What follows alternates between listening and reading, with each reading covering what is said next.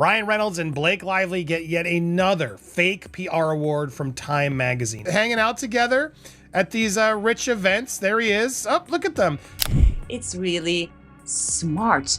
So therefore, she's one of the most influential people of 2025? No, not this year. Blake Lively and Ryan Reynolds, once Hollywood's golden couple, now find themselves at the center of a spiraling scandal, and the reason is turning heads across the industry. On April 16th, the news broke. Both were named on Time magazine's 100 Most Influential People list. Published last week, and everyone's like, he bought that cover, this is so corrupt. And I mean, that could be. For most celebrities, this would be a crowning achievement. But for Blake and Ryan, it's fast becoming a cautionary tale, because behind the glossy magazine cover lies a story of alleged manipulation, media corruption, and influence buying so outrageous, it's shaken Hollywood's trust in one of its most celebrated platforms.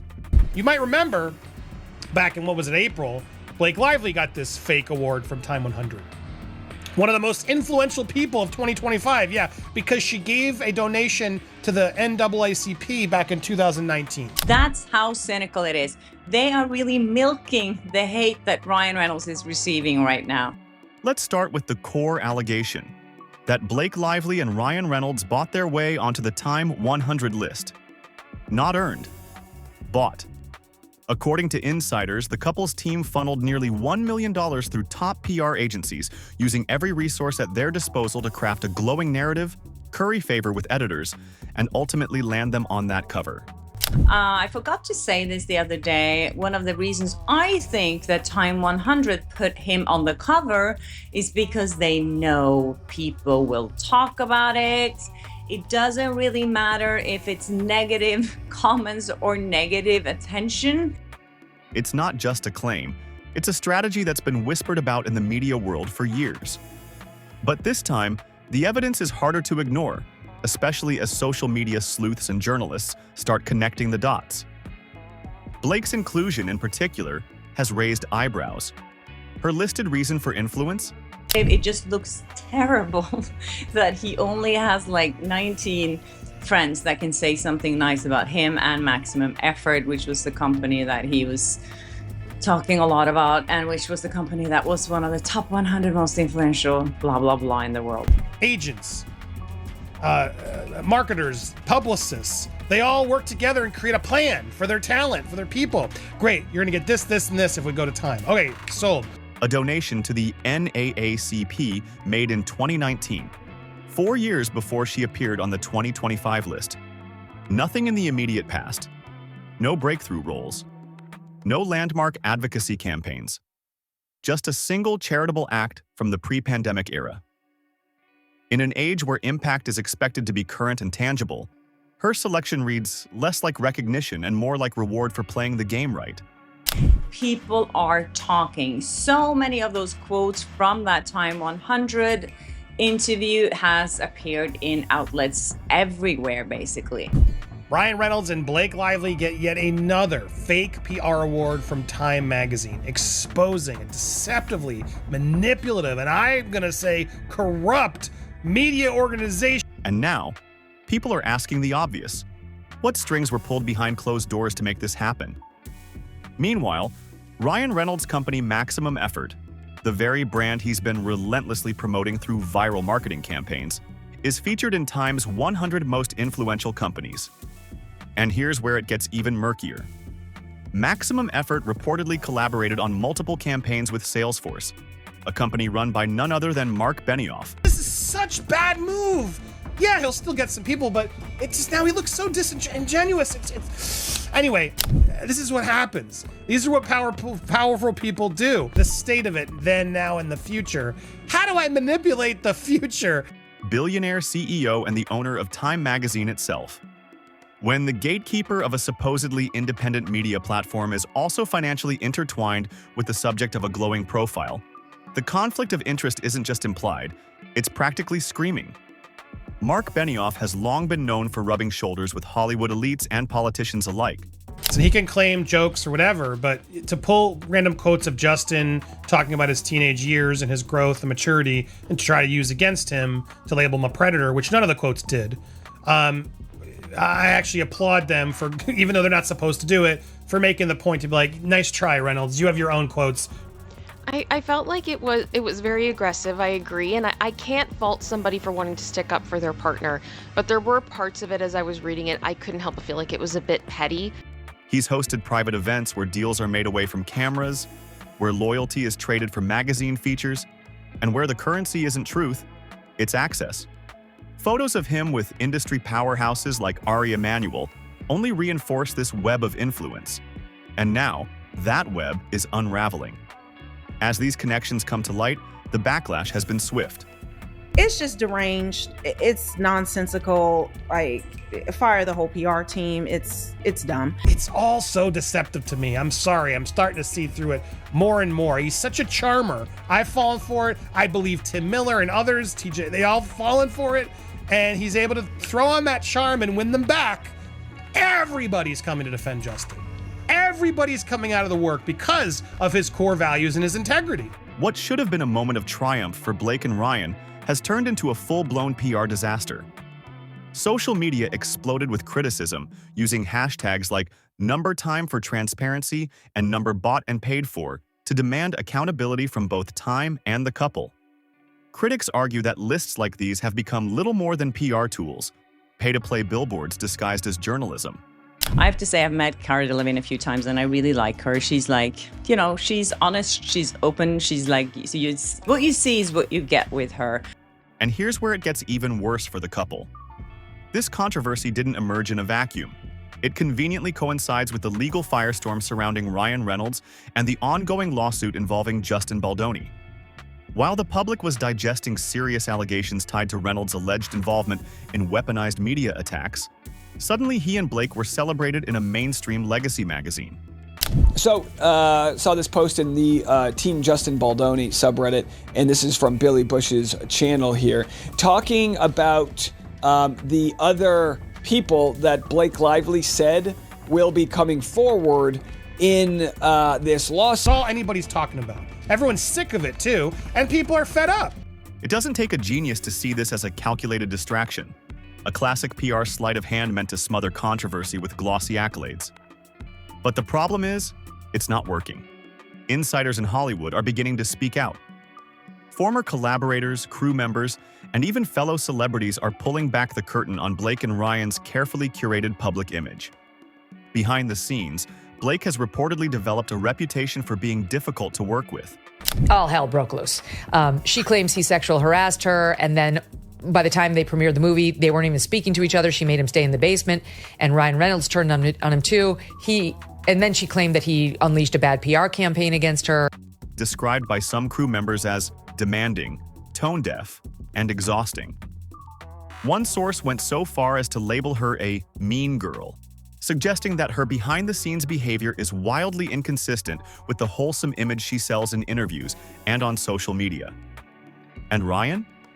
While his charm and quick wit have long served as his brand's backbone, some in the industry are growing weary of what they now view as calculated manipulation. Maybe you think one day I could be a space tourist and I'm a woman and I can make that happen. I don't know. They're pointing out her in this Daily Mail article about Katy Perry's comment about being connected to love when she went into space. You know, they start with this bombastic line that I've realized that I'm too big to fail at this point, so I just crush my enemies and drink their blood. I guess something Ryan Reynolds said, I'm assuming is a joke. Yeah, it has no, from a legal perspective, it has no legal relevance in this opposition. It's not in the pleadings, I don't believe. I don't think that it's here for any legal reason. It's here for public consumption and for the public PR battle, I think. One producer candidly called him PR on legs, saying every move, every joke, every tweet feels rehearsed, designed not to connect but to sell. His brand, once seen as fresh and clever, is now being described by critics as self-parody.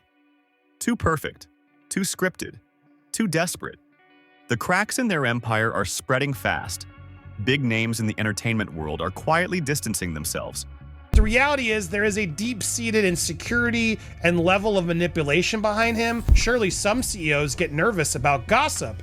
I can read something that says he should be drawn and quartered. Ariana Grande, for instance, reportedly declined a partnership with Blake, citing concerns about her lack of sincerity and activism. Zendaya, a Hollywood darling known for choosing her projects carefully, also pulled out of a joint venture. Officially, it was due to creative differences, but insiders say it had more to do with ethics than creativity. Ryan Reynolds realizes he's too big to fail. He just crushes his enemies and drinks their blood. So this is how they do it, you guys. This is how they manipulate us.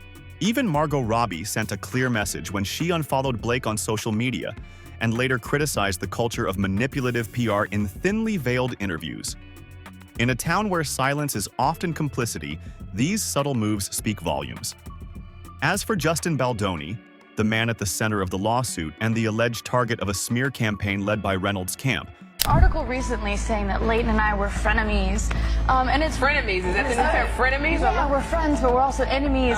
And it's they see our characters on the show, and they want that to be true in a sense. I think they want everybody's characters in real life to emulate that. And it's really strange because they always want to pit women against each other. You don't hear about like Penn and Chase hating each other and being jealous and competitive. he's gaining quiet but powerful support. Directors, actors, and producers are lining up behind him, recognizing in Baldoni what Blake and Ryan are rapidly losing: integrity. In a time when Hollywood is being forced to reckon with its own lack of accountability, Baldoni's calm, principled stance is striking a chord. And it's not going unnoticed. Who owns Time Magazine? Well, this guy Mark Benioff, who also owns Salesforce. That's who owns Time. Now, oh, look at this. There's Mr. Mark Benioff, head of Time, Salesforce, with not Ari Emanuel, their agent, but Ari's brother, Rahm Emanuel, political, person and brother.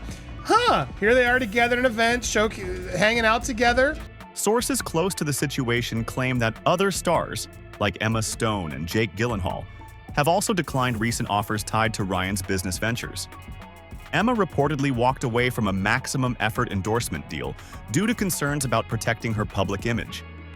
Jake, known for prioritizing depth and sincerity in his work, apparently balked at Ryan's overly polished, marketing-heavy persona. The message is clear.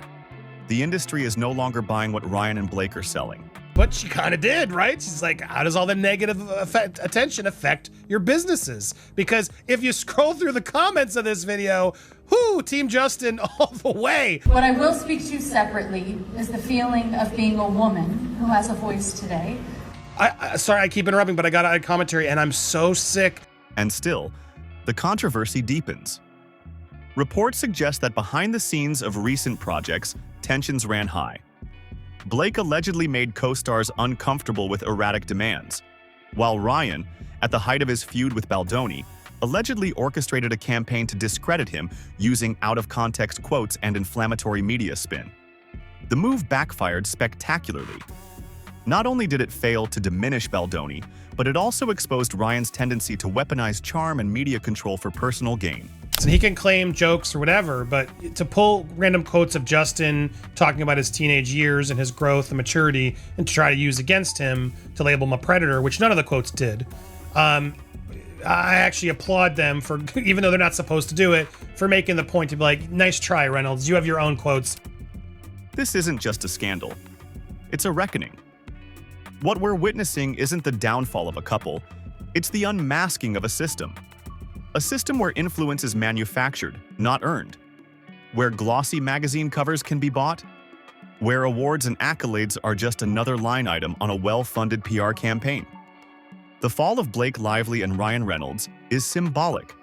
It represents the wider public's growing fatigue with celebrity manipulation and the media institutions that enable it. And I think the fact right now that people are kind of tired of entitlement, celebrities, and billionaires. We did a film with an absolute idiot of a co-star, and this human being was being so insecure and angry because this person couldn't get the scenes out. And I think I was so vulnerable and uncomfortable. The illusion is breaking.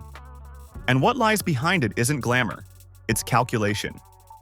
The question now isn't whether Ryan and Blake will recover. They probably will. Hollywood thrives on reinvention. But the more important question is what this scandal leaves behind. A wake of distrust, a demand for transparency. He can claim jokes or whatever, but to pull random quotes of Justin talking about his teenage years and his growth and maturity and to try to use against him to label him a predator, which none of the quotes did.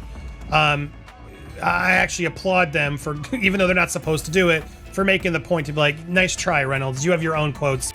And a new generation of viewers, creators, and critics who refuse to accept curated perfection at face value. Because in an age of receipts, screenshots, and public accountability, the old playbook just doesn't work anymore.